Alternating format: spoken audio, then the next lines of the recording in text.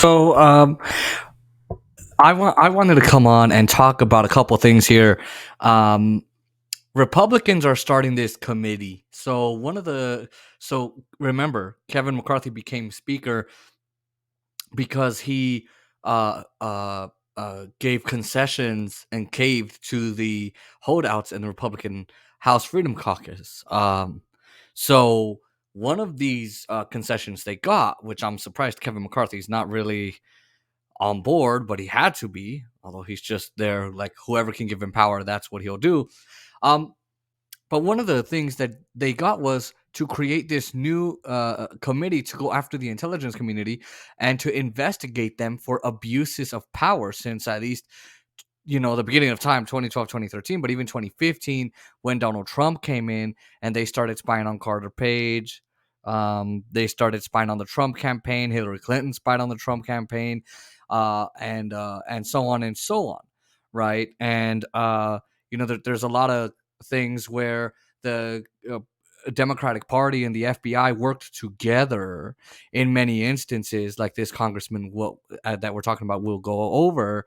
But essentially, this is deep state cooperation and illegalities. And for those that say, "Oh, the deep state's not real," they're just apologists for the deep state. It's crazy to say that we have that in our country. So now, before I go in, now this Republican's going to talk about the FISA courts and everyday spying on everyday Americans, and he's right. Except his party, along with the Democratic Party, I'm sorry, are the ones that voted for the Patriot Act. They voted to get the FISA courts involved. They did the Muslim registry. They were okay with doing the Protect America Act in 2007 to make sure that phone companies could give our data away. So they were okay with that. Just remember that. But however, when we can agree with him, we will agree. So here's Dan Bishop of South Carolina, and he's going to talk about Representative Dan Bishop, Congressman from the House of Representatives, and he's going to really lay it out here for you on the abuses that the abuses that the FBI has done, and it's crazy. Gentleman from North Carolina is recognized. I thank the chairman. Mr. Speaker, with great power comes great responsibility. We entrust our Department of Justice, FBI, and intelligence community with great power to keep us safe. And yet, as long as these agencies have existed, they've violated Americans' civil rights. That's right. Everyday Americans. The security state believes itself to be above the Constitution and the laws passed by Congress.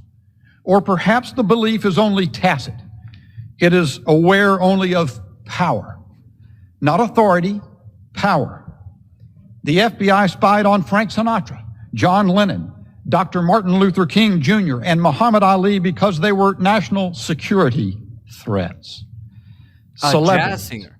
But everyday Americans as to their constitutional rights. Well, a jazz singer and a boxer were considered national security threats. John Lennon, a singer, because he had some thoughts about religion and why the world is the way it is and its politics and all of that. A Beatle was considered a national security threat. Dr. King, a man who led the civil rights movement and helped lead it with Rosa Parks and won all those guys. John Lewis.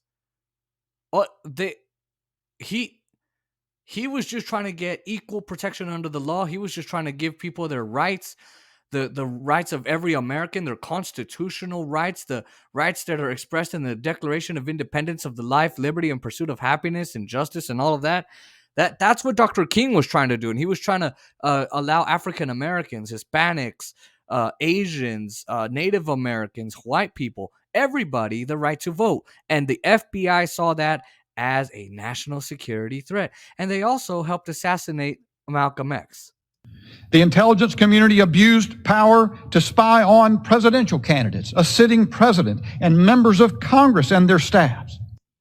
So, members of Congress that love the FBI like the Democrats and on the Republicans, they spied on them and their staffers, regular staffers who have no power, who most likely have no money, who don't have big donors coming at them, At their bosses, yeah, but they spied on them.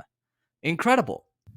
The FBI continuously coordinated with social media companies to moderate social content. That's the right. public square. So contemptuous are they and out of touch. When confronted with this just weeks ago, they said we were merely engaging with our community partners.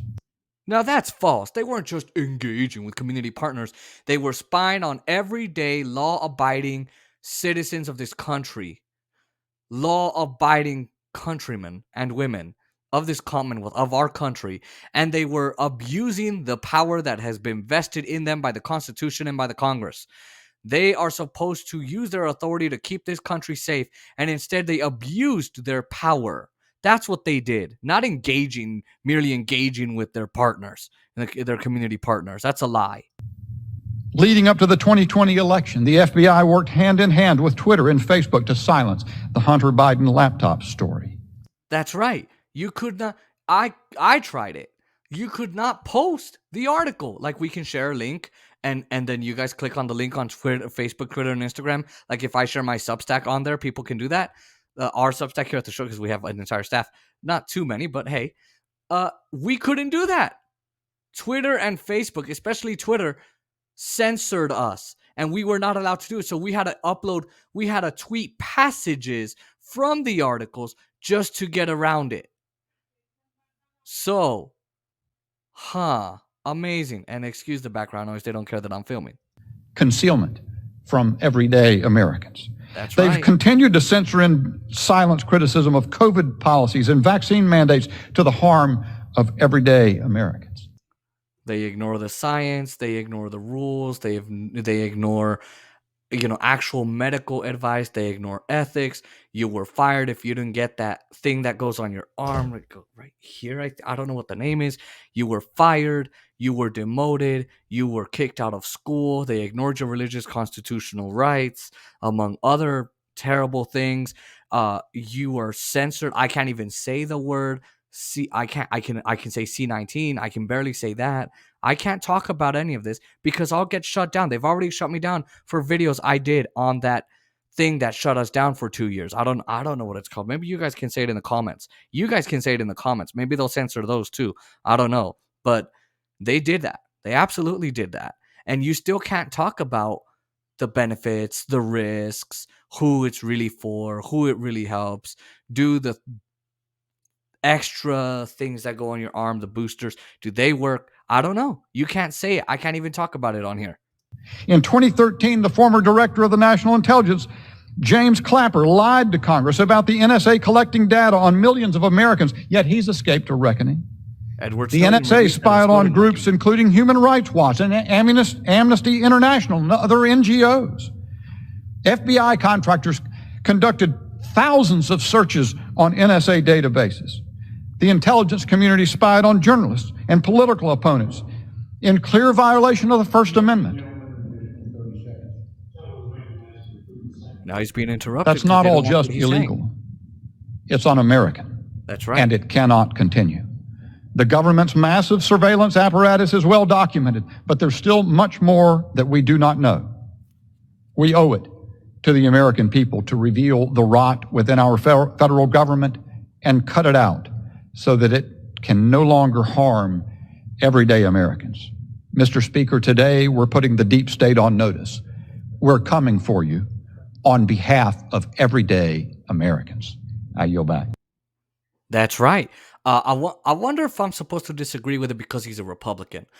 I wonder if I'm supposed to tell you that he's wrong. I wonder if I'm supposed to tell you that he's just a right-wing hack, that he's white and he's a racist.